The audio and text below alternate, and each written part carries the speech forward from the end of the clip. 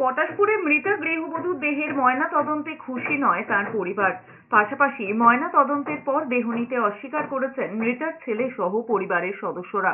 রবিবার Tamralipta medical college এবং হাসপাতালের মর্গে পটাশপুরের মৃতার দেহের ময়না তদন্ত হয়। উপস্থিত ছিলেন পটাশপুর থানার তদন্তকারী আধিকারিক। উপস্থিত ছিলেন মহিলার ছেলে এবং অন্য পরিজনেরা।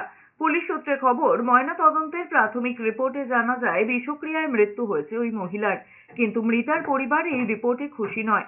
পরিবারের দাবি, প্রয়োজনে আদালতের হস্তক্ষেপে তমলুকের বাইরে অন্য কোনো বড় হাসপাতালে ময়না তদন্ত করতে হবে। বলছে নর্মালি হয়েছে, কিন্তু ওটা তো নর্মালি নয় না। যে বলছে পেটে ব্যথা খাবিয়েছে, বুকে মেরেছে, বিষ খাবিয়েছে, এখানে বলছে নর্মালি। তাই জন্য আমরা রিপোর্ট ঠিক মতন পাচ্ছি না বলে আমরা হাইকোর্টে যাব। হাইকোর্টে গিয়ে ওখানটায় যাওয়া করা হবে। বডিটা এখন পর্যন্ত নিচ্ছি না।